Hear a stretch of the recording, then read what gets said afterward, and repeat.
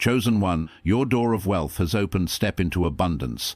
Now the door you have been standing in front of, the one you have knocked on through years of prayer, through seasons of work that nobody witnessed, through nights when you genuinely didn't know if any of it was going anywhere. That door is open right now. Not cracked, not slightly ajar, open. And the most dangerous thing you can do in this moment is walk through it the same way you walk through every other door in your life, reactively, emotionally, without the wisdom that this particular threshold demands. Because abundance without wisdom is not a blessing. It is a test, and most people fail it not because they are bad people, but because nobody told them what the test actually looked like before they were already in the middle of it. I am telling you now, before you take another step, let me describe something that happens to almost every person who has prayed, worked, and waited for a financial shift, and almost nobody prepares them for it in advance. You have been living in a particular kind of pressure, the kind that becomes so familiar over time that you stopped feeling it as pressure and started feeling it as just life. The weight of bills calculated against income that doesn't quite stretch. The mental arithmetic that runs in the background of every enjoyable moment. The quiet, chronic exhaustion of wanting more for yourself and your family and not yet having the means to provide it. That pressure has been shaping you, quietly, invisibly, continuously. It has been forging something in your character: patience you didn't choose, resilience you didn't ask for. A relationship with gratitude that people who have never gone without rarely develop. And now things are shifting. You can feel it. Something in the energy around your life has changed. Opportunities are appearing that weren't there before. Resources are moving in directions that once seemed closed. The momentum you have been building through years of invisible work is beginning to compound in ways that are becoming visible. And here is where the problem lives: not in the struggle you are leaving, but in the arrival you are approaching. Because you are about to step into a version of your life that you have imagined but never inhabited. And the person you are right now, shaped by scarcity, by waiting, by the specific pressures of the life you have been living, is not automatically equipped for what abundance requires. Not because you aren't worthy. You are. But because abundance has its own demands, its own dangers, its own tests, and they look completely different from the ones you have already passed. Today, I want to walk you through what those demands actually are, and how to meet them with the wisdom this moment deserves. Most people miss the opening of their door of wealth, not because they aren't present, but because they were expecting it to look different. They had a specific picture of what their breakthrough would feel like: dramatic, unmistakable, accompanied by some internal certainty that this is it. And so when the actual door opened quietly, in the shape of an unexpected conversation, or an overlooked opportunity, or a gradual accumulation of small shifts, they walked past it. Your door of abundance rarely announces itself with fanfare. It shows up disguised as a decision that feels slightly uncomfortable, a connection that seems unlikely, a path that isn't the one you planned but is somehow the one that is available right now. Learn to recognize the opening not by how it looks but by how it feels: a quiet pull, a sense of rightness beneath the uncertainty, a prompting that persists even when logic argues against it. That prompting is not random. Follow it with discernment. Follow it with prayer, but follow it. The moment your circumstances begin to shift, every cell in your body will want to tell someone. I understand that impulse completely. After years of waiting, the relief of arrival wants to be shared. It wants to be witnessed. It wants someone else to confirm that what is happening is real. Resist it, not forever, but for longer than feels comfortable. Here is the truth about premature announcement that nobody tells you in advance. When you speak your breakthrough before it is fully established, you invite energies into your process that your process cannot yet absorb. You invite opinions that plant doubt in soil that needs faith. You invite jealousy that creates friction in pathways that need to remain clear. You invite dependency from people whose need, however genuine, can redirect resources that were meant to compound first. The most powerful builders in history across wealth, across legacy, across every field of lasting impact shared a common discipline. They worked in silence until the work could speak louder than any announcement they could make. Let your results arrive before your proclamations. The people who are meant to know will know in time, and what they will witness will be far more compelling than anything you could have described in advance. This is one of the most emotionally difficult truths in this entire conversation. So, I want to handle it with the care it deserves. You cannot carry everyone with you into every season of your life, not because they are less valuable as human beings, not because your love for them diminishes, but because certain relationships were formed in the context of a shared struggle, and when that struggle resolves for one person and not yet for another, the dynamic shifts in ways that neither party fully controls. Some of the people closest to you right now will find your growth threatening without understanding why. Others will relate to you through the lens of who you were in your hardest season and struggle to see who you are becoming. Still others will begin to position themselves near you not out of genuine affection, but out of proximity to what you are building. Discernment in this area is not cruelty. It is stewardship. Your energy, your time, your emotional bandwidth, these are finite resources. And as your responsibilities grow, the way you allocate them must grow more intentional. Hold tightly to the people who were present in the building, who encouraged you when encouragement cost them something, who believed in you when the evidence was thin, who stayed when staying was inconvenient. Those relationships are investments that compound over a lifetime. Hold loosely to those who arrive only now, drawn by what is visible. Time and consistency will reveal their actual intentions without any effort from you. I want to say this plainly because it is one of the most important sentences in this entire script. Money does not stay where it is not ready to be held. This is not a spiritual abstraction. It is observable, practical reality. Lottery winners who return to financial struggle within years, inherited wealth dissolved within a generation, sudden windfalls that create chaos rather than freedom. The pattern is consistent and the reason is always the same. The inner infrastructure, the mindset, the habits, the emotional relationship with money was not developed to the level that the outer abundance required. The waiting period you have been in, the season that has felt like delay, like punishment, like inexplicable slowness, has not been wasted. It has been preparation. It has been the quiet, often painful process of building the inner capacity to hold what is coming without being destroyed by it. But preparation must be conscious to be complete. If you have been waiting passively enduring the hard season without using it to deliberately develop the character, qualities that abundance demands, then the arrival of money will find a gap between what you have and what you are ready to manage. Close that gap now. Study financial wisdom. Develop the discipline of delayed gratification. Practice generosity with what you already have, because generosity is a muscle, and muscles trained in scarcity perform well in abundance.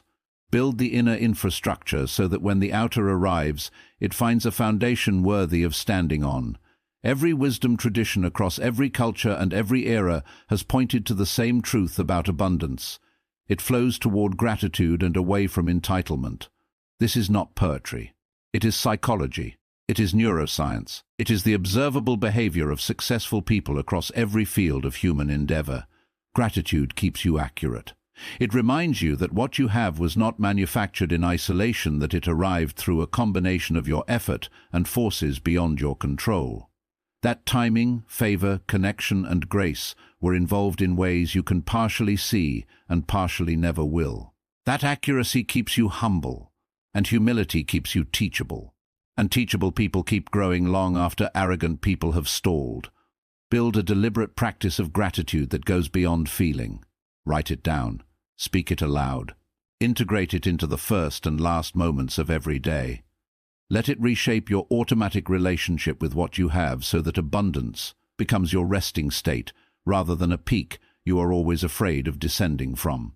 Here is where character reveals itself with absolute clarity. Anyone can be generous in public.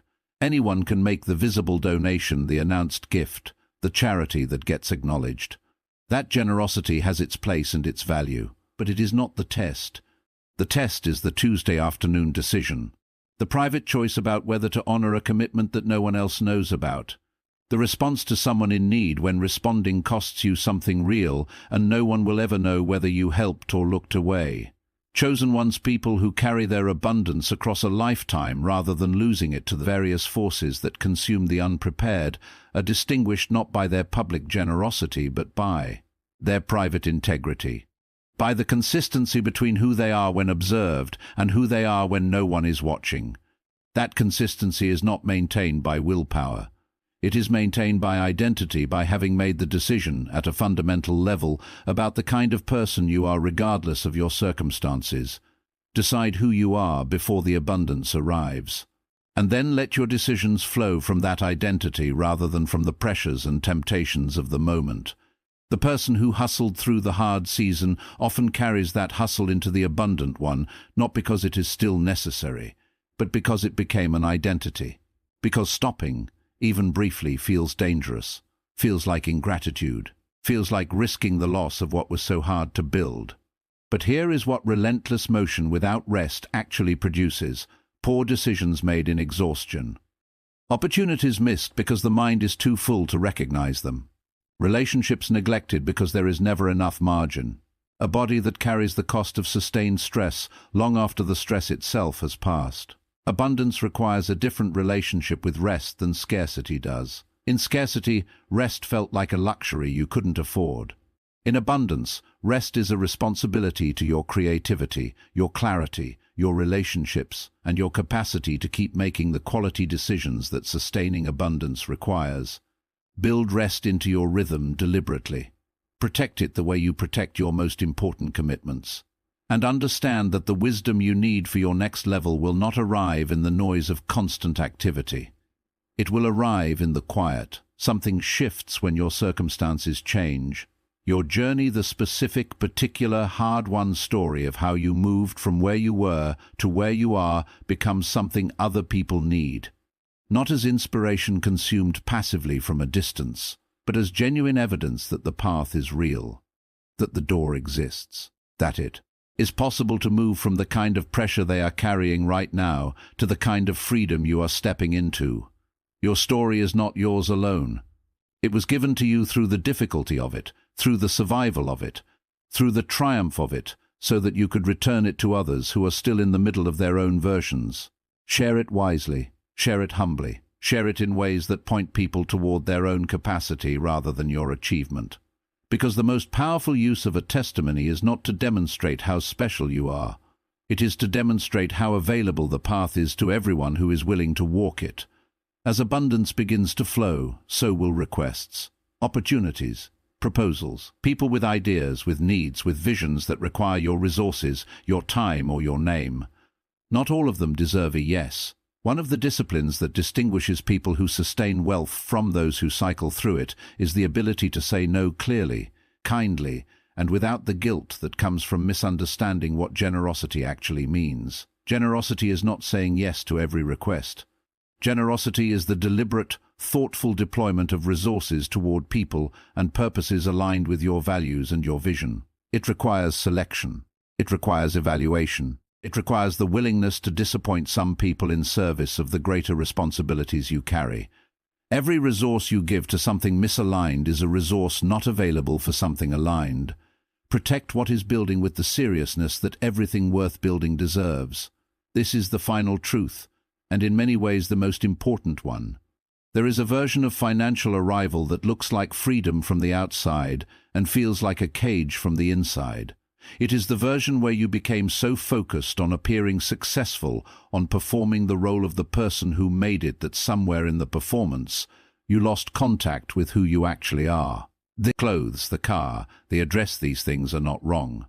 Enjoying the material expression of your abundance is not shallow. But when the expression becomes the point, when who you appear to be starts driving decisions more than who you actually are, you have handed your life over to an audience that will never be satisfied and has no real investment in your well-being. Walk through your door as the person who earned it, with the values that kept you going during the years of waiting, with the humor and the warmth and the particular, irreplaceable way of being in the world that belongs only to you, with the hunger for something beyond comfort, for purpose, for legacy, for the kind of impact that outlasts the money itself. That person, the real one, underneath the achievement, is the one worth being at every level of abundance you will ever reach. Don't leave them behind at the door. I want to end with something I need you to actually feel, not just understand intellectually, but carry in your chest as you move through the rest of this day and into whatever comes next. You have been chosen for this. Not in a way that excuses you from responsibility, not in a way that guarantees ease or eliminates challenge, but in the specific, irreplaceable sense that the path you have walked with all of its difficulty, all of its waiting, all of its invisible labor has been preparing you for exactly this moment. The door is open. The abundance is available. The season you have been moving toward is here. And what you do right now in the quiet of this moment, before the noise of the world rushes in, determines everything that follows. Stay quiet long enough to hear what this season is asking of you. Stay wise enough to know that the greatest investment you can make is in the person doing the receiving. Stay grateful enough to remember where you came from and who helped carry you here. Stay humble enough to keep learning when you could justify stopping, and walk through that door, not running, not hesitating, not performing, but fully, quietly, powerfully yourself.